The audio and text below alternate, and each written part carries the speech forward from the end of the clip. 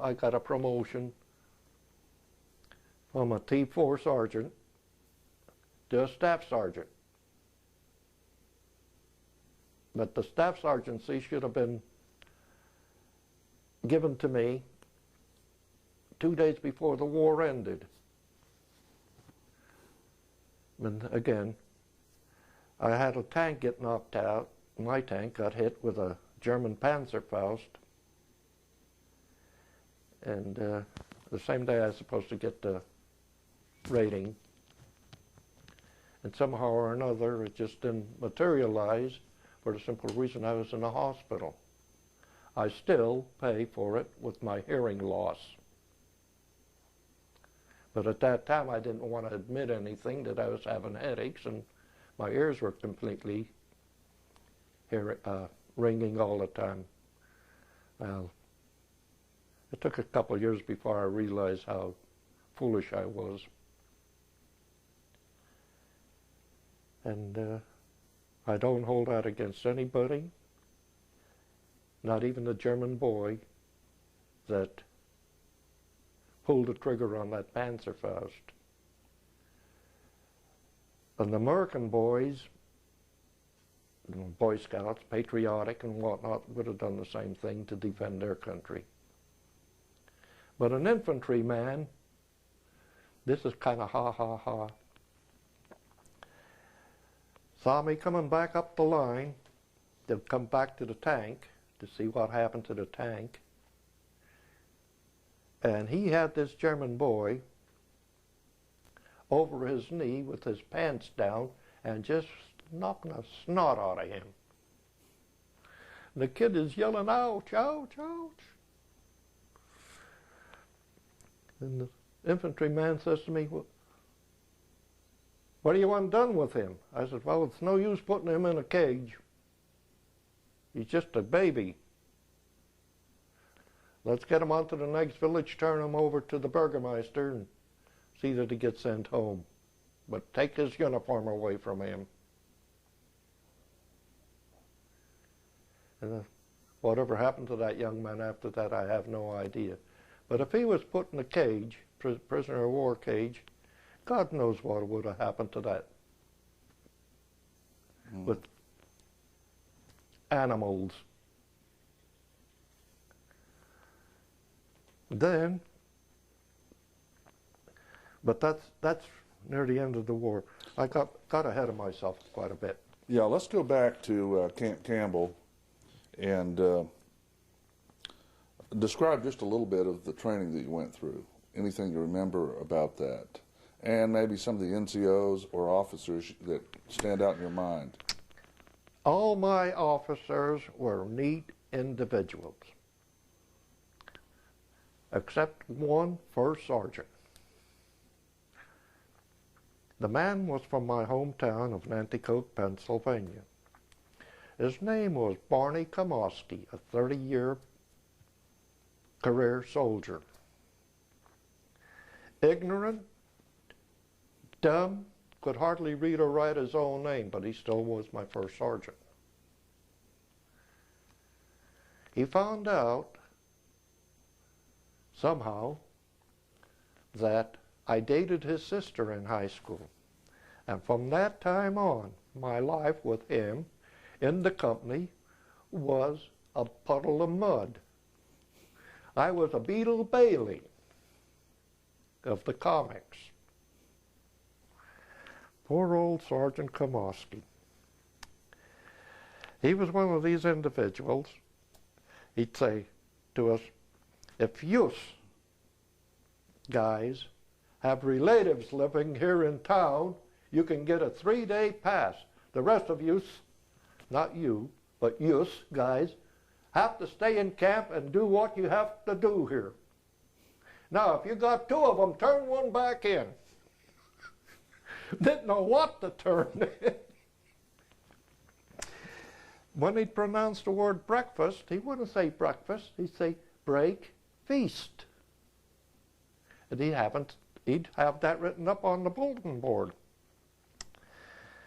Then this one particular time, looked at the bulletin board and I'm on 3 different details all at the same hour. Well, that broke the camel's back. I went to the company commander, tried to get the company commander, had to go through him to have permission to speak to the company commander. Denied. So next thing I can do is either go to the chaplain or to the IG.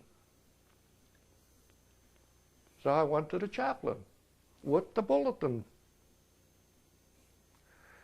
I said, now, when I got to the chaplain, I said to him, words to this effect, Padre,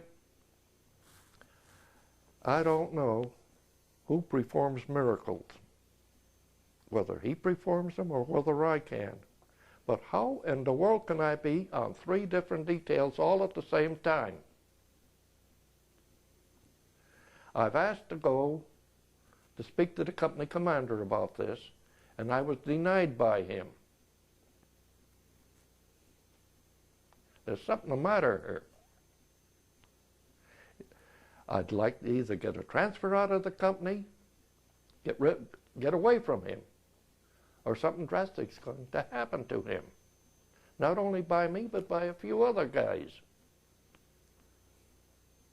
He says, I'll take a look into it. 2 or 3 days later, Captain Richard called me into his office, and Barney was sitting there doing some kind of paperwork.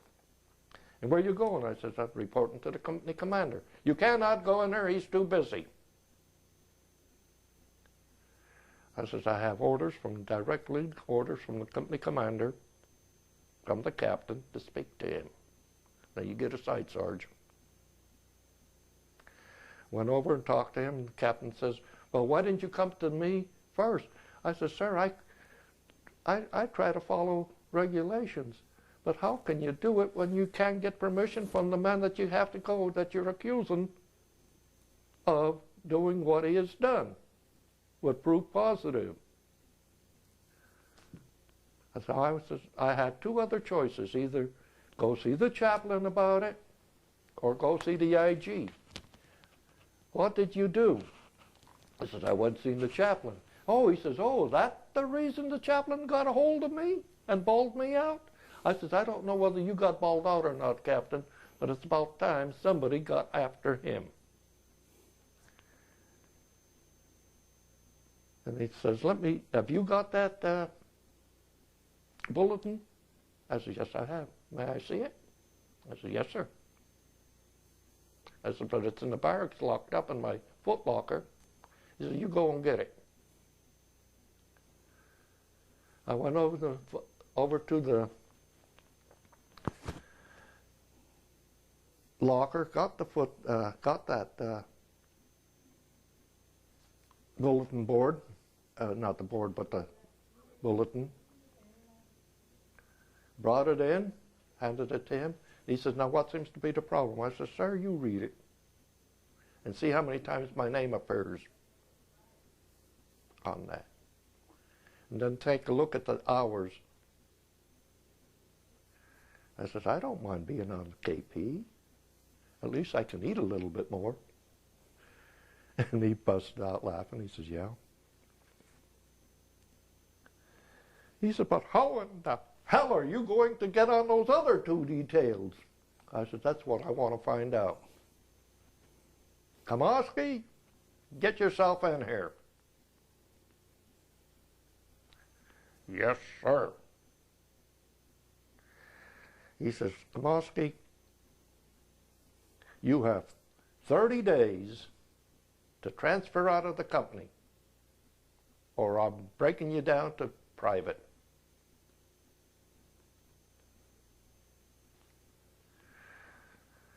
And Sergeant Gant will be the new first sergeant. I want you to go and get Sergeant Gant to come in here.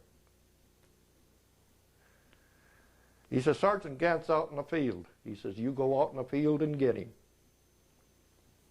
Well, I don't know where they're all at. You find them and bring them here. Well, I need a Jeep driver. You drive that Jeep yourself, private. You mean to tell me you already busted me? Captain says, yes, but I can reinstate you in grade 2. You go and get Sergeant Gant, and don't ask questions. Okay. He went out and got Sergeant Gant. Whatever transpired with those 2 men, I have no idea. Sergeant Gant comes reports in. Captain Richard says to Gant, he says, Sergeant, you are the first sergeant of the company now. As of now. Barney can teach you some of the tricks of the trade.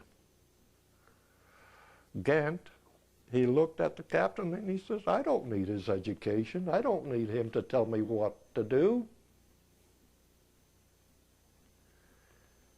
Thank you. The captain says, that's what I wanted to hear. Then he looked at Barney again and he says, you have 30 days to transfer out and grade. Go wherever you want to go. But go. I don't want to see your face around here anymore. You've caused too much dissension in the company. Not only with Lozden, but with so-and-so, so-and-so, and so-and-so, and so-and-so. I was giving you the benefit of the doubt until this man showed me proof positive that you were so biased against privates. Fine. Then we went out on the Tennessee maneuvers. That was hard. A lot of guys still speak of it. Some of the tanks we had were not as modern as the ones that we went into combat with. But still and all, we got the job done on the maneuvers. I think we left our equipment in the maneuver area of Tennessee when we were coming down to Camp Barkley. I'm kind of vague on that, whether we did or didn't. I'm almost sure we did leave the equipment behind. Let's stop a second, and before we get to Texas, for the sake of people, maybe students who hear this and don't really know much about a tank, why don't you just describe for us what type of jobs are in a tank crew and what kind, what things they do? I can't speak too much about a medium tank. I have been in them, but I spent most of my military life in a light tank, a General Stewart, as they were called. They were loaded, when they were completely combat stowed, they weighed about 37 ton. No, I'll take that back. They weighed about 17 ton. We had a 37 millimeter cannon. We had a bow gun that was a 30 caliber, but the outside turret gun, you could have it mounted with a 50 caliber or 30. And then the side mount gun, a machine gun, that was right next to the 37 millimeter, was set up for a 30 millimeter machine gun. The light tank had 4 men for a 4-man crew, the driver, the bow gunner or assistant driver, the gunner, and the tank commander. The reason that we only had 4 men was that the turret wasn't big enough to hold 3 men. And it was so much easier for either the tank commander or the gunner to do his own loading.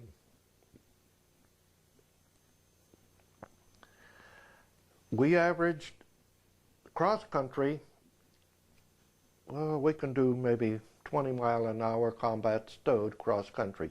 On the highway, we can do 30, 40 mile an hour. combat stowed, which was almost twice as fast as the medium tanks could travel. The light tank was primarily used as an auxiliary vehicle to bring supplies up to the line for infantry or whoever, evacuation purposes of the wounded that were wounded during combat. They were the workhorse of the battalion. They were used for almost everything: convoy, escort, prisoner escort, assault. Wherever they were needed or could be used, they were used.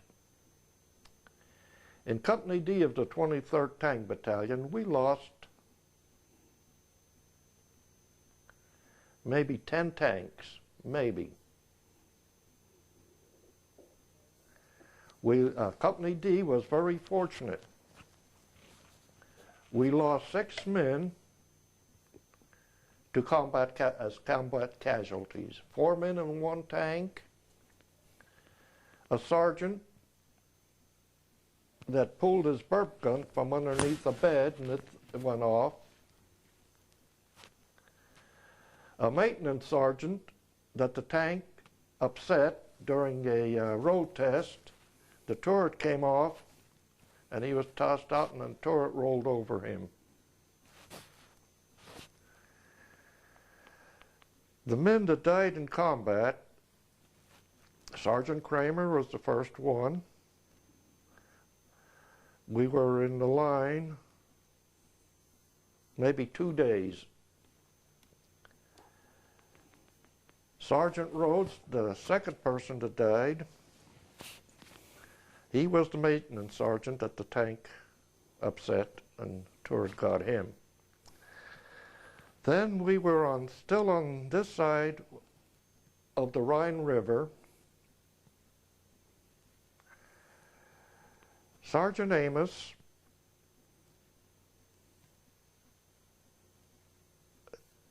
and his crew were hit with an 88.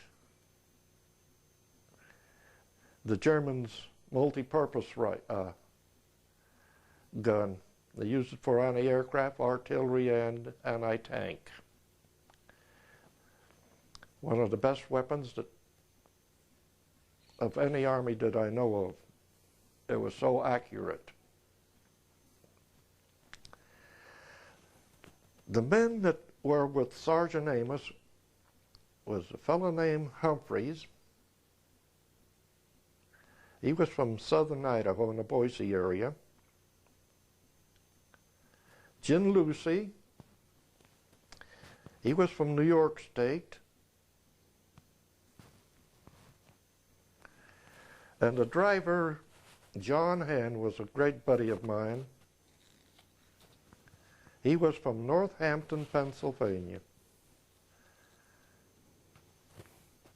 And that's the men that we had that perished.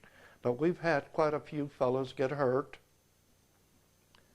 Otherwise, officers got injured from combat. Myself lost this tank. Didn't lose the tank, but got hit in the support roller on the bow gunner side, and it caused me to be hearing impaired.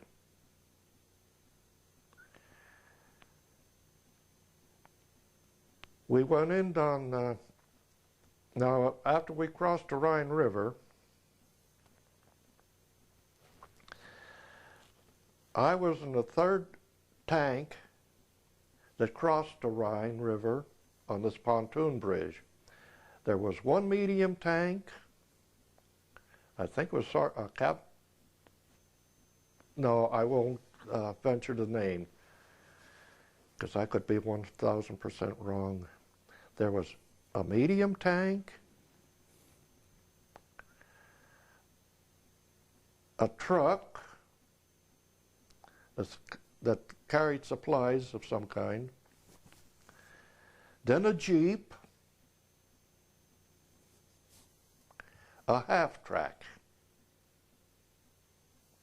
Then it came my tank, my light tank, crossing the Rhine.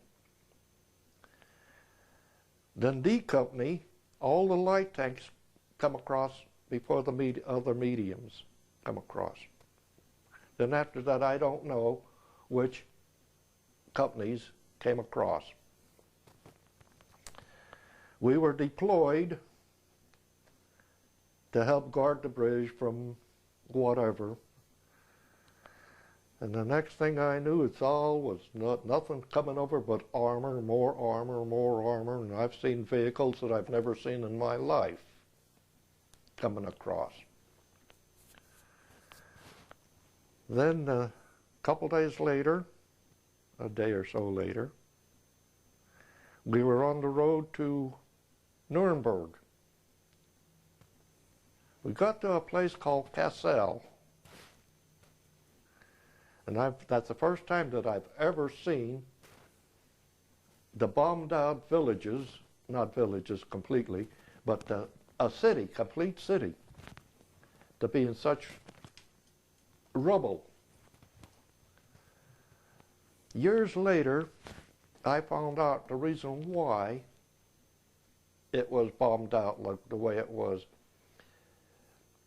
When our Air Force went over to bomb Berlin or any of those eastern cities of Germany, and if they couldn't make it, the flak was too much, or mechanical problems, Kassel was the dump site for the bombs to be dropped rather than taking them back to England or the other bases wherever they came from. I found this out from a brother-in-law of mine years and years later. Then when we got to just about the time to Nuremberg, we switched back to the 7th Army. We come down through a town called Ansbach. Years later, I found out that we were on the romantic road. And I didn't see anything romantic about it. A lot of heartbreak. And there were some ha-ha-has in it. Liberation of hams and sausages and different kind of meats. But one thing we tankers were kind of ticked off about the infantry. If the infantry got to the village before the tankers got there, forget the chicken and the eggs. The tankers didn't get any. So it was kind of competition of the tankers and the infantry trying to take the next village. But no harm done that way between us. It is just a standing joke. Then we received the colored troops, the black troops.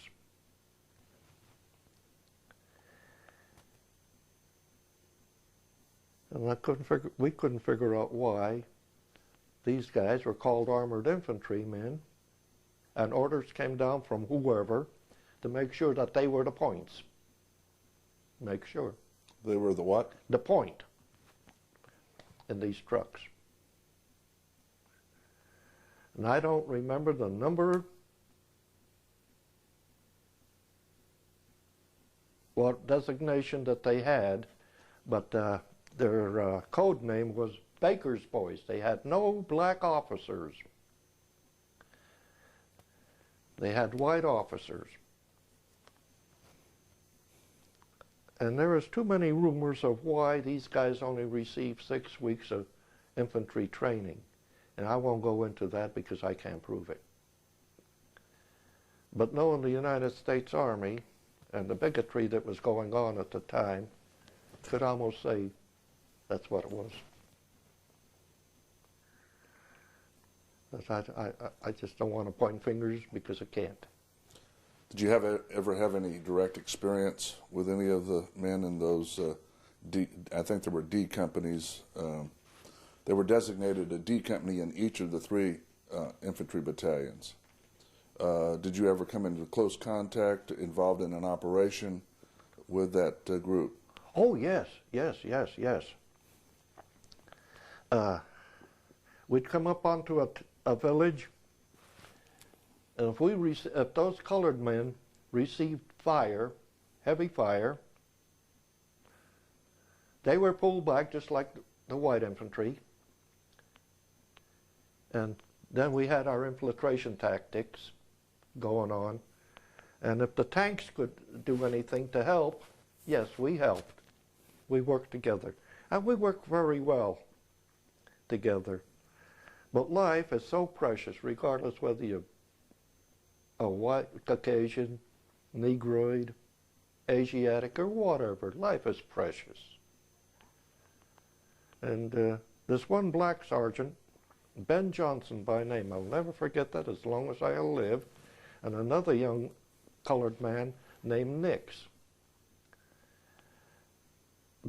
Mr. Nix operates a mortuary in Philadelphia, Pennsylvania now. Sergeant Ben Johnson, we were looking at a map because the things didn't jive to what the posters and whatnot were showing us on the road. And our maps didn't show that. So we were trying to figure out where the heck we were. And about that time, Sergeant Johnson gave me a push. I mean, he shoved me hard, and I fell into this Nix fella. And the next thing we know, Sergeant Johnson is laying down on the ground, yelling, "I'm hit, I'm hit, I'm hit." A sniper got him in the leg. Just that fast. Needless to say that we give him first aid, I and Mr. Nix. Give him first aid. Got him back to where our own medic could take care of him. And that's the first colored man that I've seen to get hit. And I found out his blood was just as red as a white man's blood. Then... Well, tell me, why did he push you? Was he hit, realized that he was hit? I don't know why he gave me the push. Maybe he heard the snap, or heard the click of the rifle, or whatever. I don't know. But it just happened that fast. So do you think he saved your life? Yes. Yes. I haven't seen Sergeant Johnson since then. But Mr. Nix tells me at the Washington, D.C. reunion, Nix recognized me, but I didn't recognize him. He like to broke my neck from giving me a big hug. Then he told me about Ben Johnson. Ben is still alive, and he lives in the Philadelphia area also. And these colored men that are in that area try to get together every so often and so many of them were, oh, to hell with the white guy, you know. But here in the past 5, 6 years, they started coming around more and more and more, coming back to the reunion. And it makes it more pleasant to see these men that gave theirs, to have them back into the fold. And neat guys, too.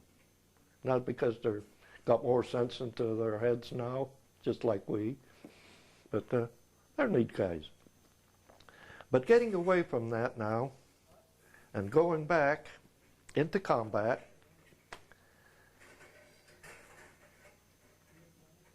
we'll talk about the Holocaust a little bit.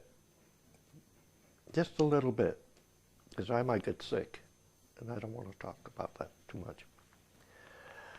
We were going in from bypassing Augsburg and going between Augsburg and Ingolstadt. We were closer to Ingolstadt then we were to Augsburg and to Munich. Dachau concentration camp, the Dachau camp was an administrative camp, although it had its crematorias. But these other camps also had crematorias, one stack. Well, we didn't know what it was. We heard you're going to be possibly running into concentration camps. We didn't know what the hell a concentration camp was. If you look in the dictionary and look what the word concentration means,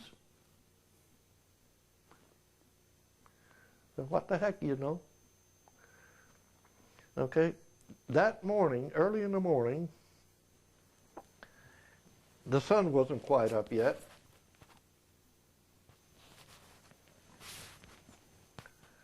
We got orders to move out. We were told to go down a railroad track because the tracks are shiny. They're being used. Okay, fine. Good thinking on whoever told us that. Because if the tracks were rusted, we could almost bet that that railroad was mined.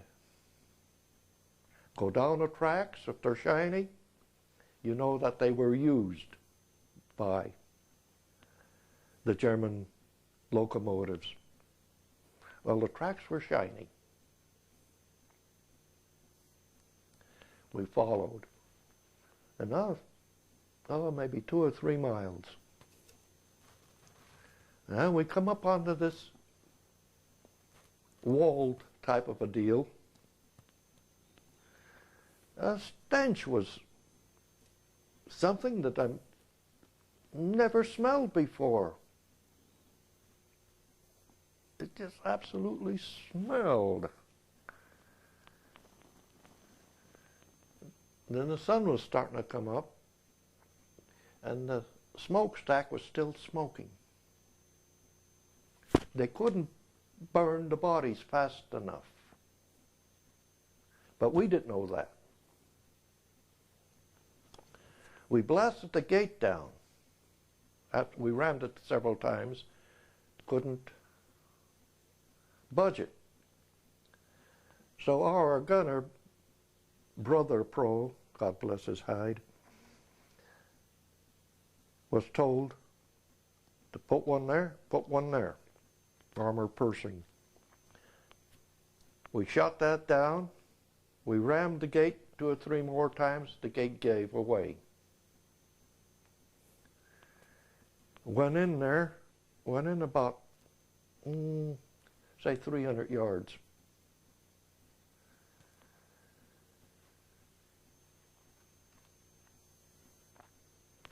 Excuse me. We've seen bodies stacked up like cordwood on these flat cars. And then we've seen bodies in carts. The further we went in,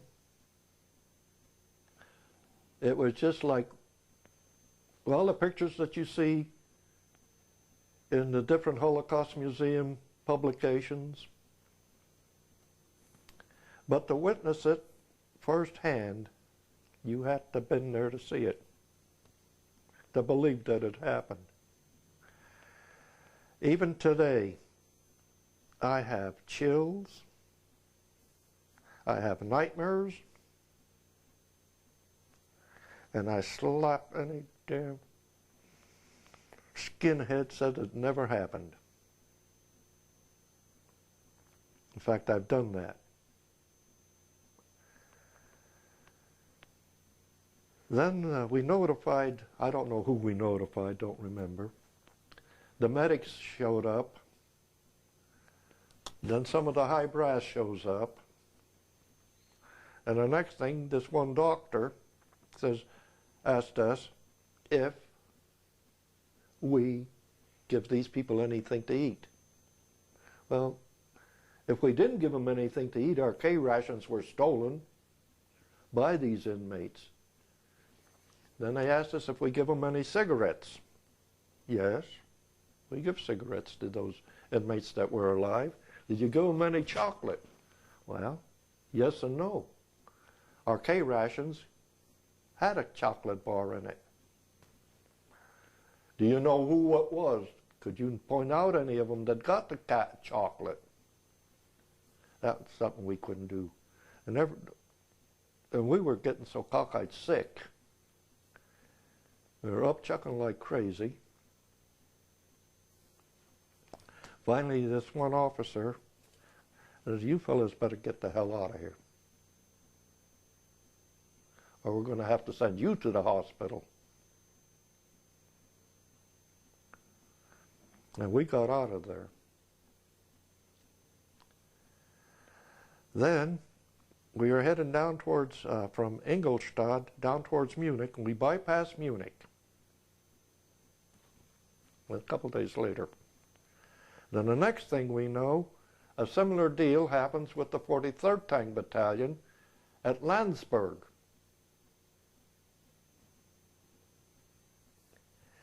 Today, at the present moment, I was there several years ago on the 50th anniversary of the capitulation. We stopped in Landsberg. We knew from people talking about it that there was a commemorative deal for the Holocaust people put up by the people, survivors of the Holocaust. You ask the Krauts there where that gate is. They won't tell you because they'll say, "Nix wiesen, nix wiesen." Go like this. Then a little ways away from there, there's a sign.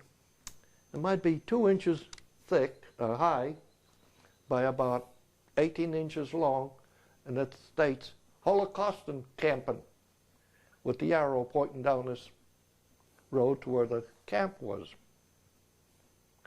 There are 2 mounds left. They're at where the Landsberg prison was.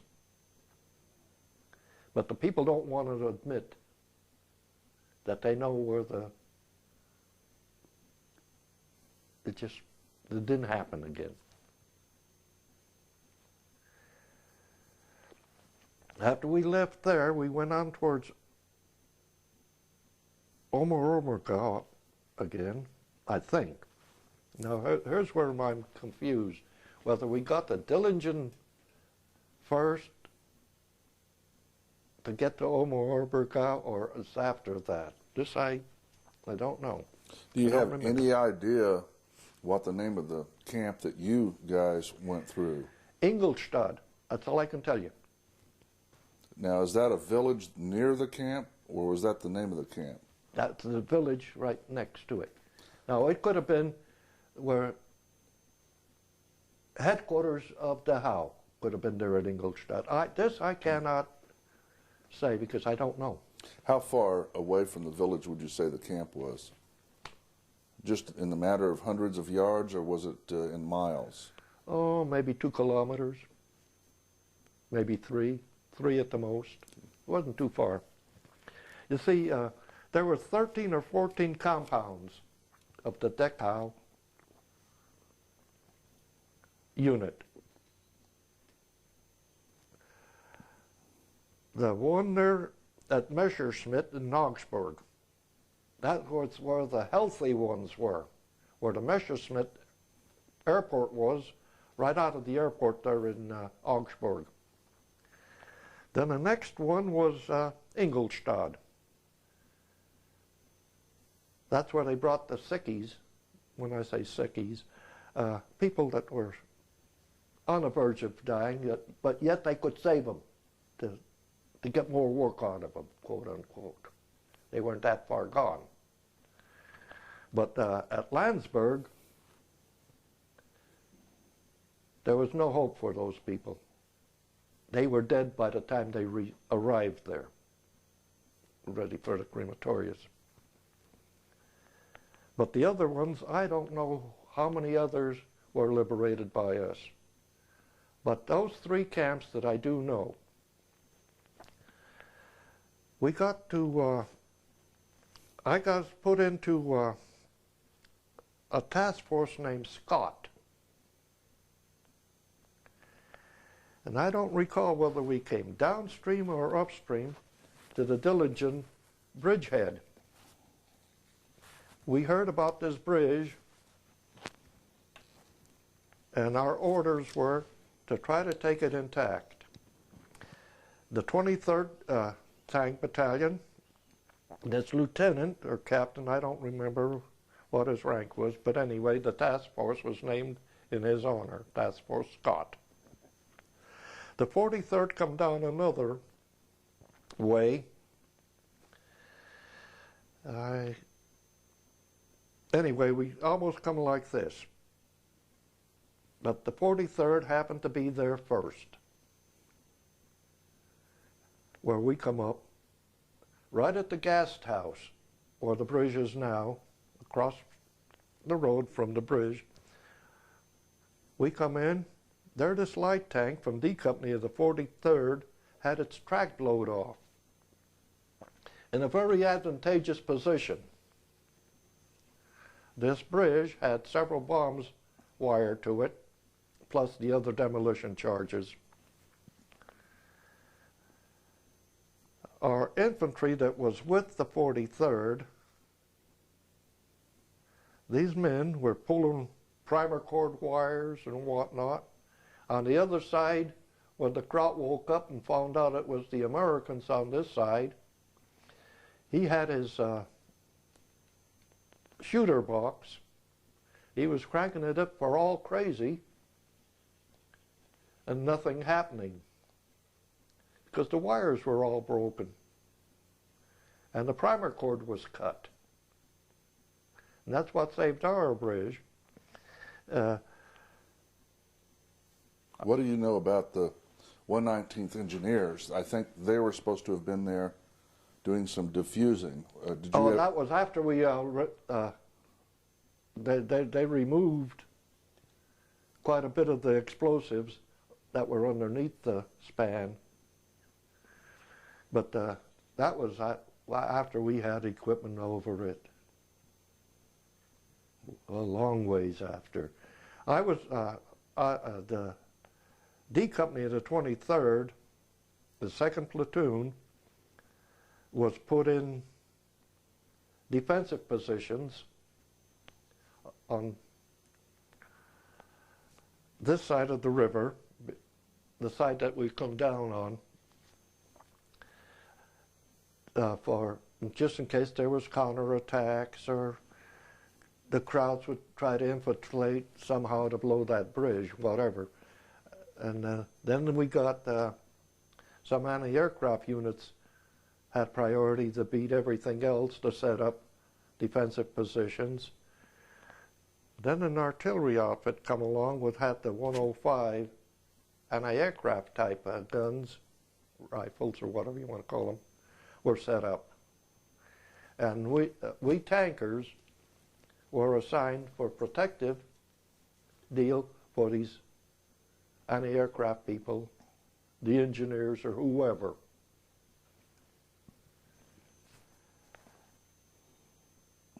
And that's about all I can tell you about that Dillingen Bridge.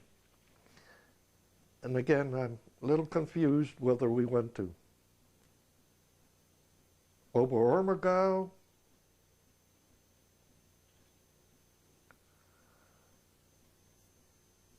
first and then come back in, or whatever. We got to Oberammergau, I remember this. It was snowing, May the 2nd. It was snowing like crazy. Next day we pulled out, then we found this big, at Murnau, big Polish, Russian officers, prisoner of war camp. We had a hell of a time trying to keep those Russians and the Polacks. not from each other, but from us, from stealing our arms. Because if they'd have got the arms, they'd have killed every German that they've seen. And you couldn't blame these men for doing it, for the way they've been treated, evidently. And we left the tank. We made sure there was somebody there to make sure that these guys didn't get any of our ammunition or any of our arms. We made sure of that. Then they were put on trucks. God knows where they've taken them, I don't know. Then we went into Austria. Part of D Company of 23rd went in towards Innsbruck and Kufstein. Being out of maps, not knowing where the heck we're going, my tank and another tank ended up about 5 miles from the Brunner Pass in Austria. The crowds were coming in like this with their hands up in the air, surrendering. Then we found out that we had to double back, come through, and that's when I got hit 2 days before the war ended with this German kid's bazooka that hit the support roller. But some of our crew ended up in Kufstein. Some of the company ended up in Salzburg. Some of it ended up in Innsbruck. We were scattered from here to there. Then when the war ended, our radios got to crackling, that whatever our code name was called, to follow the signs to our assembly area. Some of the tanks ran out of gas, had to wait till they could get gas.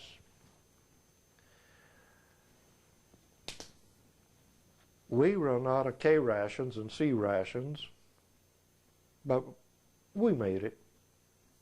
The infantry and the artillery boys fed us. I had no problem getting gas for my rig.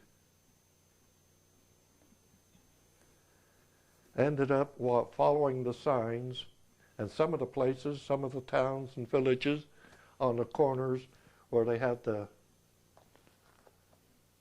light poles or whatever, you had to actually hunt to see what your insignia was and which way your arrow was pointing for you to go.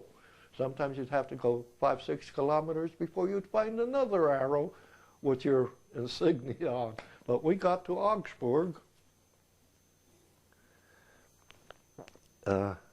Germany, and our chore was to guard this hospital, SS hospital, that had all these pregnant women in, ready to deliver their babies. We were there, and this hospital was just, maybe 3 blocks away from what they called Bahnhof Nord, railroad station north there in Augsburg. We were there maybe a week. Now this is where the ha-ha-ha stuff comes in.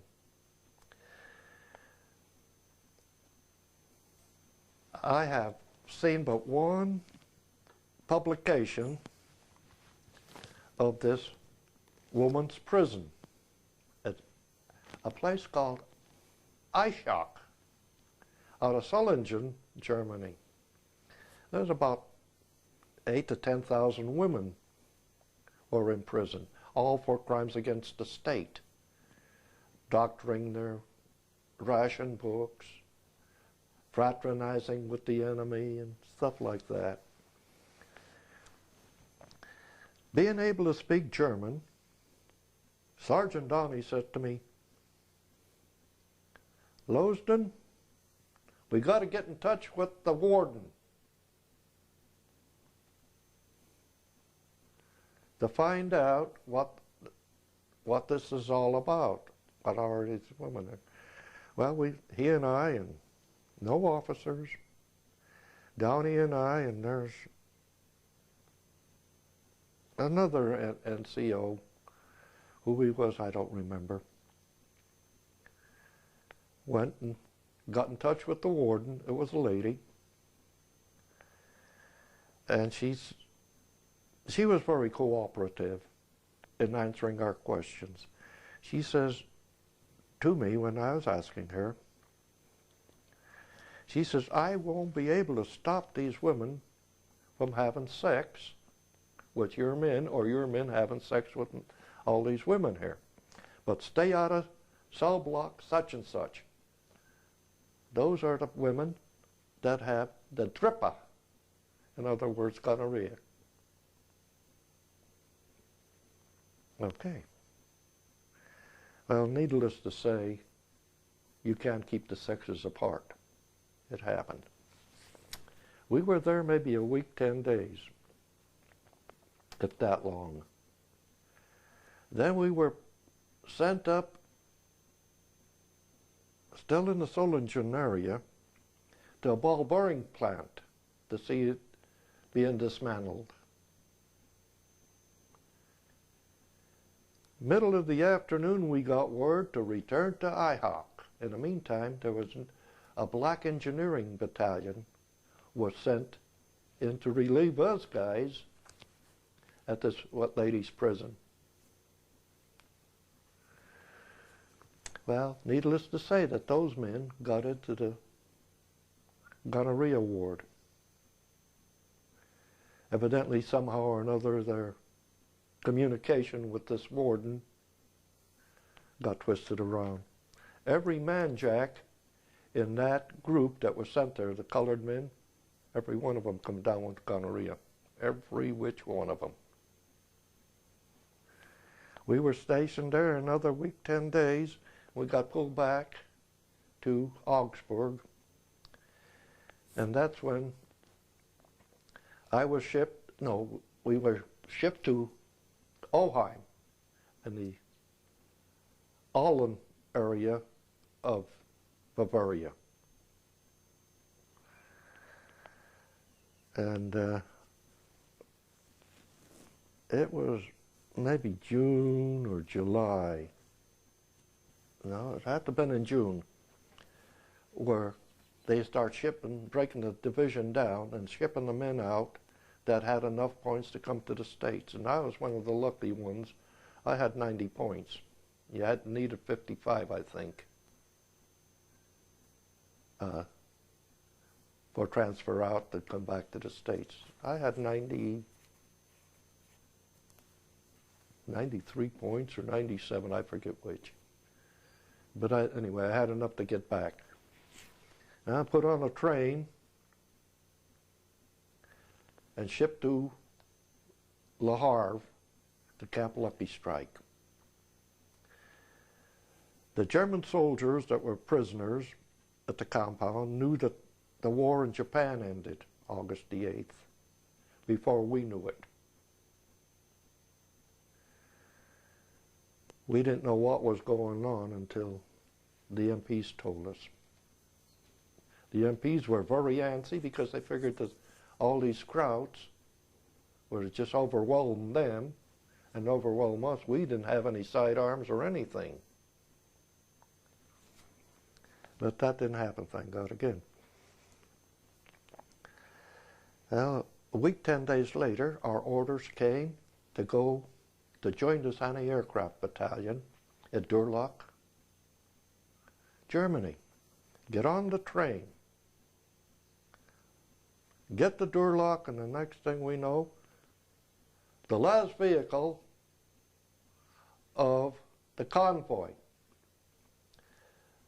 whatever anti-aircraft company it was, I have no idea because I don't remember. Then no officers. Absolutely no officers. Nobody knows what to do. Well, we found out that we have no billets, nothing, just what we had in our duffel. Got in touch with the 3rd Military Governor in Heidenheim, or Heidelberg, what to do with us. There we're standing around at this train station. Okay, we'll make headquarters company here at Durlach. That's Durlach, just a little ways out of Stuttgart. A company will go to such and such a place. I think that's off Schaffensburg. B company will go to Augsburg. C company will go to Munich. D company will go to Salzburg. Now, you men, as it's being called, your names are called, you come forward. You will be assigned to this company. The first 300 names were a headquarters company. The next was A company, B company. Well, I was assigned to B company, shipped to Augsburg. Great thing, but no billets. Finally, we got found a bombed out place where we could put at least 75 men in, and we start requisitioning homes by the railroad station, the main station, evicting the civilians that lived there until this was all straightened out. That's the only thing we could do. There was an outfit from the 72nd or the 76th Infantry that run the mess hall, a transient mess hall in Augsburg at the main station. That's how we got fed. A couple of days later, we were put into a caserne called Kriegs Harbor. But still no rations, no vehicles.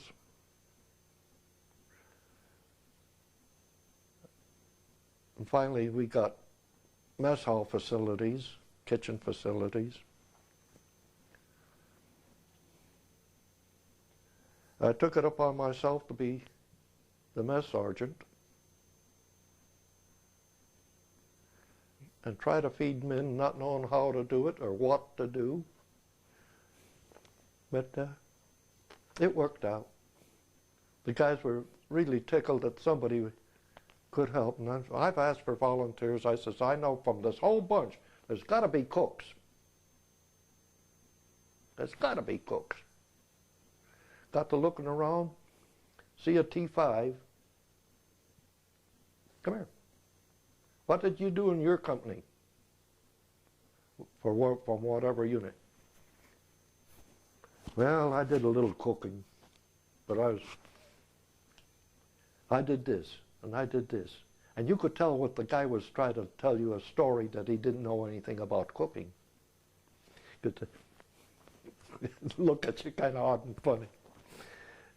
And that's how I got my cooking crew together. Then I finally got a guy named Walter Polno. He was a mess sergeant. He knew what he was doing. Then we got a first sergeant come in. I can't think of his name. Then we got 2 officers. A fellow by the name of Mistel, and I don't remember the other guy's name. Mistel became the company commander. Beautiful red-headed individual. And he was a very compassionate individual. I don't know what unit he served with during the war, but he was a prince of a man. Lieutenant Ippolito from the 43rd finagled a job, got a rating raise to major, and he got to be the battalion adjutant.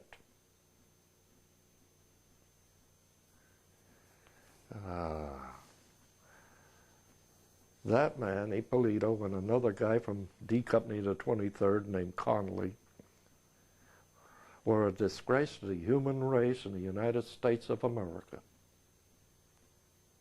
I'll say this publicly. I'll say it to their face. And let them do what they want with me. Why? Why do you say that? They were cowards. They were liars. They were cheats. You name everything that's no good about an individual, those two individuals were clones of one another. Lieutenant Ippolito wanted to take the credit for capturing that bridge, the Dillingen Bridge. It was his platoon that did it, but not him. It wasn't his tank crew that did it. It was a sergeant, and I can't think of that man's name, that should have had the credit instead of Ippolito. Connolly, he was something else. He would cheat at cards, he would cheat gambling with the dice, fall asleep on guard duty during combat, and deny that he fell asleep. He would not, when he'd wake up, he would not go and wake up as relief. And the reason I can say that, because I was supposed to relieve him one day. He's supposed to get me. I turned him in to the captain, turned him in to Lieutenant Stowe. The next thing we know that Connolly was fringing combat fatigue. Well, they got rid of him. Connolly never showed up to a reunion, but Ippolito did, and I happened to see him. And I walked up to Ippolito and spit in his face. And I called him everything I could to get him mad, so he could take a swing at me. Because if he'd have taken a swing at me, I'd have been out of prison before that man would ever be out of a cemetery. I'd have killed him right there and then. Well, were you stuck here? I mean, what happened to your 90 points? Oh, I mean, that's a ha ha ha ha ha ha ha. I mean, there you are stuck in this battalion. The Sergeant Paulo, the Smith sergeant, knew that I was going home. Well, we're going to have a party. He gets me drunk and re-enlists me as a Class II volunteer for 6 months. My big buddy, Lieutenant Mostel, he's in on it. And both of them got me drunk. And both of them re-enlisted me. Well, after 3 days, after the Russian and Chinese army quit walking around in my mouth, didn't know what the heck happened. There's my name. You're a Class II volunteer. Nothing I could do about it. The heck it couldn't. I could have went to the IG and told them what happened. But nah, I was having too much fun. But then after my 6 months was up, they tried that stunt again, but it didn't work because I stayed sober this time. I come home on what they call the Mahanoy City Victory. Come out of Antwerp, Belgium.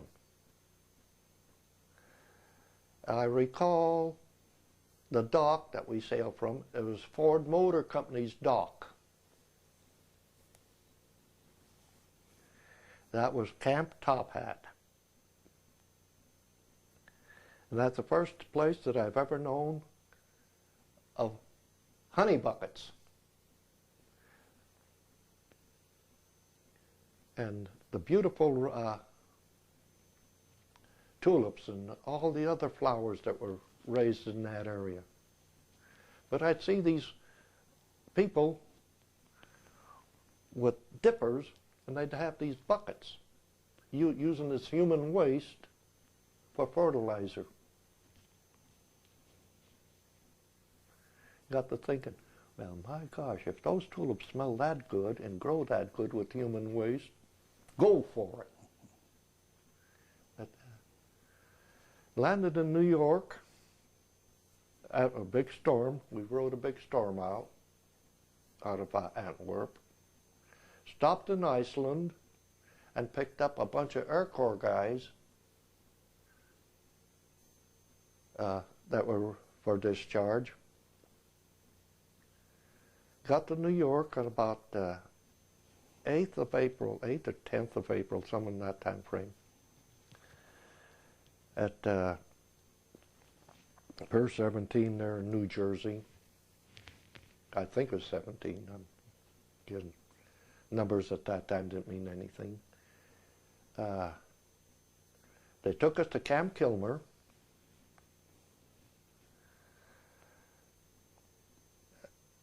They fed us our steak. I had a steak about that thick and about like, they give me the whole cow, it seemed like. I couldn't eat it all.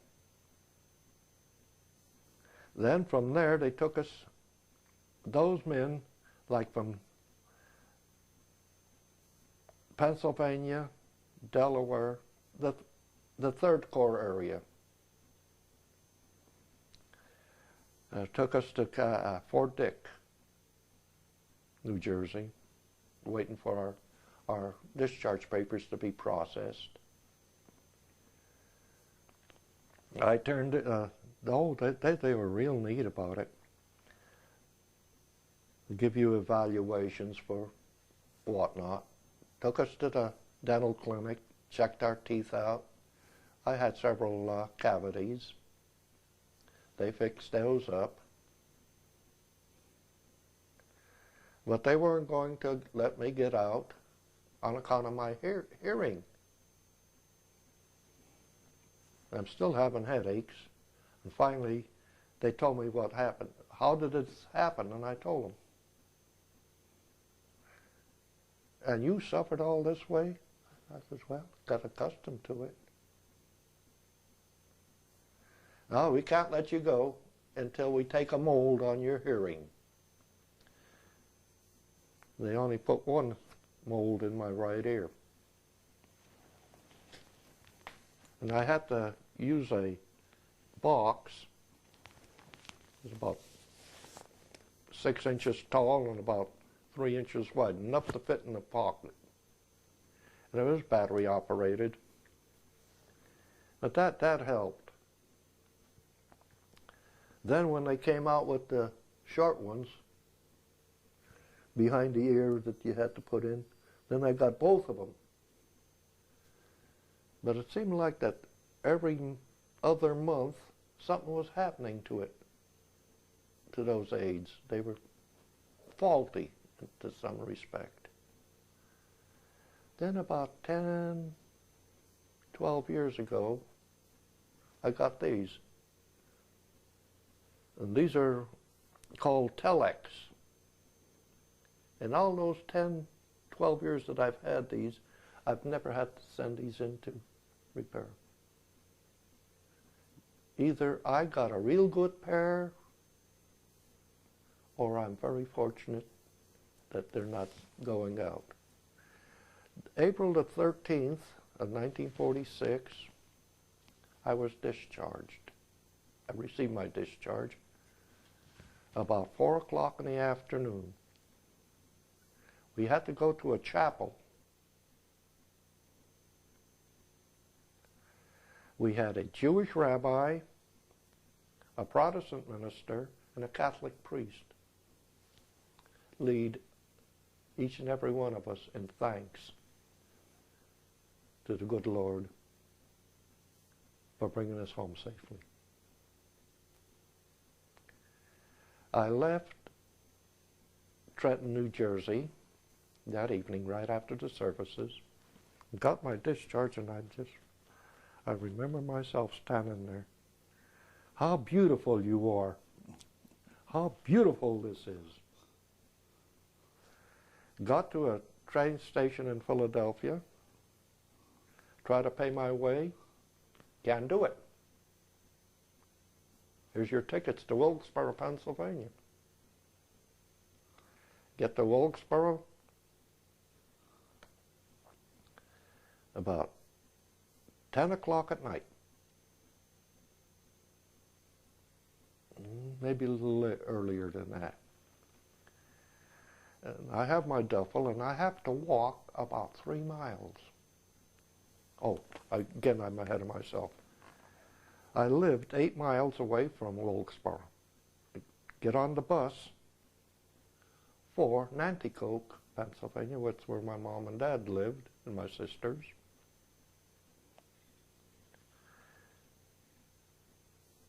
And I happen to know the bus driver. I'm going to pay my 8 cents.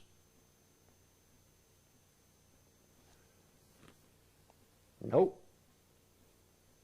You don't pay anything. Get off the bus, packing my duffel. I got to stop here in a coal mine tavern.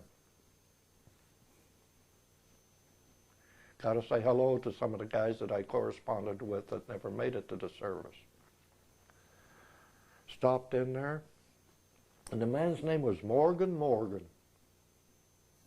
that owned the tavern. And he was tending bar that night. Just as soon as you walked in, he'd have that bottle of Stegmeyer's beer set up for you, regardless who the GI was. Asking questions and giving you the glad hand and all that good stuff. So you stick around for a little bit. And then who walks in but my big old buddy, Sergeant Barney Komofsky.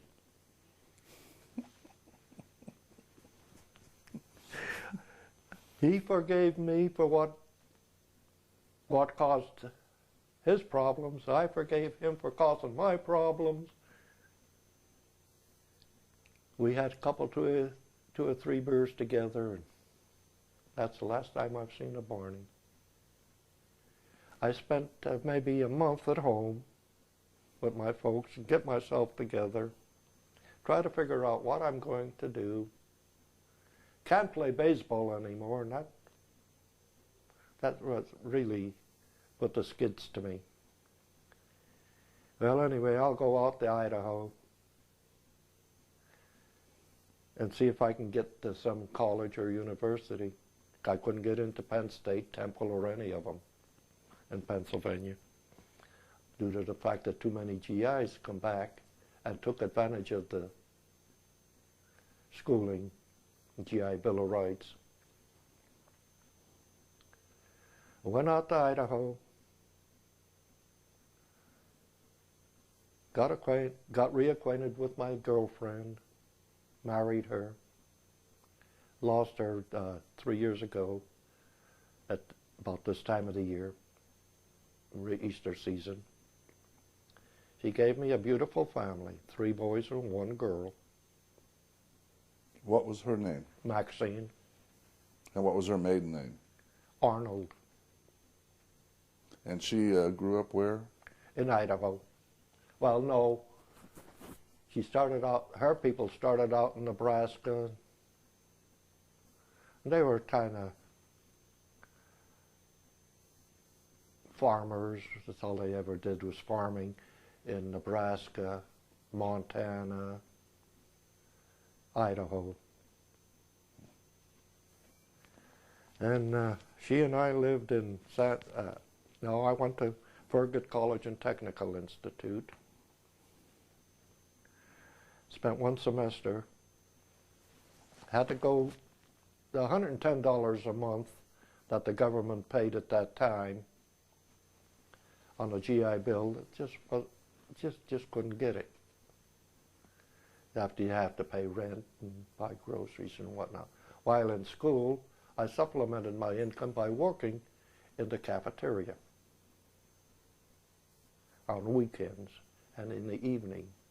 That was kind of rough on my studies, but if you want to learn something, you're going to learn it, regardless of the cost. My wife decided she was going to go into nursing.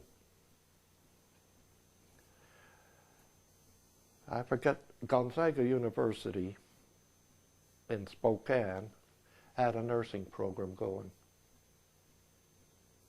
And she was accepted to Gonzaga. She graduated. I went to work for Morrison Knudsen Company, construction company at the Hungry Horse Dam in 1947 or 4. I think it was 1947. Then two other guys and I got together and we got to thinking, well, there's an easier way to make a living instead of working for $1.25 an hour for somebody else. And finally I had a little pickup truck. This one guy, his parents had a 3/4 yard cement mixer. Did local type contracting work for pouring cement and driveways and some gutters, like in private home lots. He says, well, my folks got this cement mixer. It doesn't work very well because the motor's shot on it, but we can get it fixed. We can bid in on curbs and gutters, but we can't get rich at it.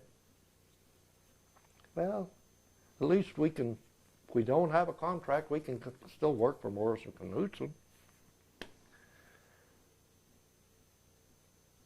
Fine. We figured out how we can get some sand and gravel while we get the cement for 37 cents a bag, a 98 pound sack for 37 cents. This guy thought he was pulling a fast one on us, and we thought we were getting a bargain. Old cement, but it never hardened up. He kept it out of the weather. But he had to get rid of several ton of it. We talked him into giving us the credit on it. We got our job. Oh, the city of Whitefish, Montana put out bids to pour concrete gutters, curbs and gutters, and sidewalks. We bid in on it. We got the contract. The three of us worked 16, 17 hours a day, 6 days a week. We got the job done 3 months ahead of schedule. That saved a lot of money. No wages to pay, just the split between the three of us. Kalispell was pondering about curbs and gutters, and so is this little town of Columbia Falls. We bid in on both of them. We got them. We had a certain amount of time to finish up at Columbia Falls. While we were there, Harry Morrison of Morrison Knudsen Company come along, and he said, you fellas doing a pretty good job. You want to go to work for me? Who the heck are you, you know? Then he told us what he would do. We talked it over. We accepted his proposition. We figured he'd have a contract form. Handshake was his bond. And he told us, he says, fellas, whatever you do, don't shortchange your person that you got the contract from. Always give them a little bit more, but don't give them a whole lot. Give them a little bit more than was asked for. Well, we got finished with that Columbia Falls job. Winter come along, you can't pour concrete if you're not set up for it in 30 and 40 below zero weather. You just can't do it. Crack it up, regardless how much hydro you use in it. So we didn't beg off, but we begged off on the extension. City of Kalispell agreed to it. Come the spring, after the heavy frost, we got to digging up. But Morris and Knutson told us that anytime we needed any equipment, let them know, they'll give it to us. But we had to use the name of Morris and Knutson for the contract. The deal was that they'd do the bidding, we'd do the work. They'd supply the equipment, but we would buy our sand and gravel. That came out of ours, but the rest of it would. Then the Detroit Dam come along. Morris and Knutson bid in on that. They didn't get the contract, but they put in. That's where I became Pacific Concrete and Construction Company. When I say I and my two buddies. Morris and Knutson did that for us. They were still, but we had to use it as Pacific Concrete. And that started us off to start bidding in with not higher class, but higher quality contractors. Contractors that go for $3 and $4, $5 million jobs that wouldn't mess with anything else. Then the Detroit Dam come along. MK put us to work on it. Kaiser Engineers were involved in it, and there was another outfit, I think Shea from Seattle, as prime contractors. We were pushed in as a prime contractor instead of a sub. Then, that was about 1950.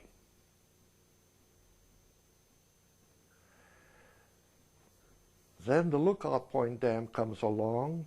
Utah Construction Company got the job on that. They had they had a road job on the Columbia River at McNary Dam, relocating the railroad and what is now Interstate 84. They got that contract, and they bid in on Lookout Point out of Eugene, Oregon.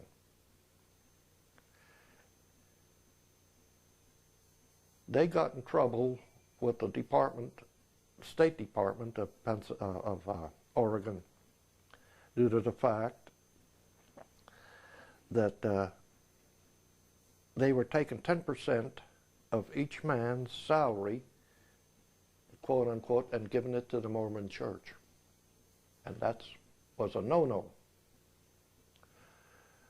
And the federal government, also Corps of Engineers, also frowned upon that, and they pulled their contract.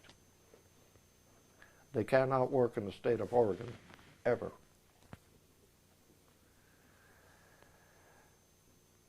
So they resubmitted the bid, and MK submitted us again. We were in. And that's what really started us off to start bidding on our own. But we did have help from Morris and Knutson. Then the next job shows up was upon the North Umpqua River in Oregon, the Toketee Project. 9 powerhouses and about 300-mile of canals from one river. And the water always coming back to the same channel. That was for COPCO, California Oregon Power Company. Later on it became Pacific Power. Now it's Utah Power, Pacific in Utah. Whether they call themselves Utah Pacific or whatever, I don't know.